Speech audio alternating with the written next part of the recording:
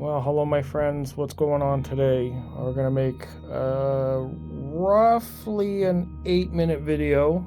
I have this song playing in the background. We'll see if they'll actually flag it for copyright. It is a rather old song, so I'm wondering if classical will bypass the algorithm. Hey, that's just me. I listen to music all the time if I can. There's always something in the background. There's always something I'm either focused on or using for audio demos or just enjoying in general. So I try to get music in all of my videos. It's really hard to tell what they're going to accept and what they're not, even if songs are flagged for copyright. So please forgive me for that. And it's just going to have to be what it is. I haven't gotten any really bad strikes against the channel, thank God. It's really just flagged and non-monetization, which is fine. In this video today, we are going to talk about the integration of SVS subs with the Arendal 1723 towers. Now, I have switched it up. The towers are now running 3 ports open, so 3 of the ports are open. There's no plugs in the back. They can be port plugged. You can have 1 open, which is not recommended. Please check out Audioholic's video. James was just talking about how he tested the towers and said that 2 ports open or 3 is more recommended than 1, which I agree with. So I've opened all 3, which means they don't reach as low with 3 ports open, but they have more output at higher bass levels.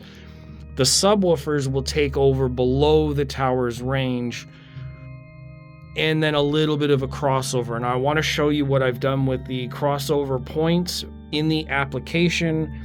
I'm filming on my other phone. So here we have the SVS Bluetooth app, and you can control the volume. You can also sync both subs. I've got the right and left subs. Hold on. I've got right and left subs tuned. You have a menu down here. People have already shown this, I bet. So you have a menu. These are all the different menu options. You've got a low pass filter, which I have set for 50. You have a phase control, which I don't have running at all. I'm still experimenting with that. Polarity, phase parametric EQ, which is very helpful for what I'm using it for, is the bass boost in my room. I've only got it down about 1 dB. And this is going to be the same for both subs. I've got the option of switching subs like this. It will tune into the other sub via Bluetooth. Gives me a warning saying each sub needs to be adjusted individually. So I've got both of these set for the same sort of room bump. And we'll go back into other menus.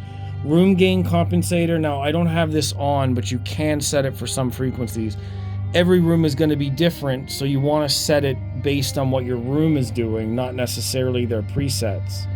There's system settings, presets, room gain, a bunch of other stuff, tutorial. So anyways, this is my process. Now, the Arendal towers will reach down to 35 or thereabouts with the ports open, a little bit lower with 2 ports open instead of 3.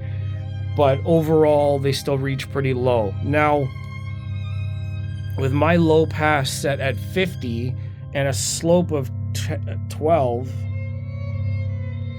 they're actually blending a little bit above that. Now, I don't know exactly what their interaction is. I'm only using my ears to demo everything. I have an RTA on my phone, real-time analyzer. I've done frequency sweeps, but nothing very conclusive because I don't have a UMic 1. I don't have a laptop that I can use to actually test everything. So I'm really doing this by ear. Now, I do have the Ultra Evolution bookshelves, which you guys have seen in previous videos. Please check those out, and also stay tuned because I have a 4-way shootout between 4 bookshelf speakers that I'm going to be A, B, C, and D demoing, and I have to edit all that together. So I'm posting this video before that one's finished, just to kind of keep everybody in the loop. The reason why I'm tuning the subs with my towers in the space using the app first before I do the final demo is I want to get them dialed in to the room before I give them a fair shot against either one of these speakers. or blending with the bookshelf speakers when I have them in the room. When I do that demo, I will be moving the towers out of the room and putting the bookshelves in that spot, because this is where I prefer my sound stage and imaging. All of the sound reflections that I have from all over my room are dialed into those positions right now. While I still have some like nulls and nodes that I have to worry about where 60 hertz has a big dropout in the middle, that's because my room is a certain size and a shape. 8-foot ceilings, 10 feet wide, 12 feet from behind me. I've got a lot of stuff there. Don't ask.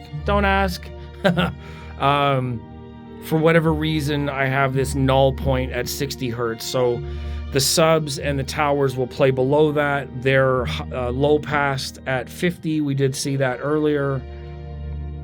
So they're at 50, which is right at the bass boost in the room, and then doesn't compensate for the null. So I'm thinking about moving the subs around just to kind of find out how they play. But without a microphone system, I don't have any kind of conclusive or objective data to show anybody. It's kind of a rough go. It makes it much, much harder to do listening by ear. You have to listen in multiple places around the room, kind of use your memory. You can make a map, you can draw on paper kind of what you've noticed. You can measure with your phone using a crude dB meter. Like, that's one way to get it done. It does take a lot longer than measuring with calibrated mics and having a computer do it for you, but it is possible.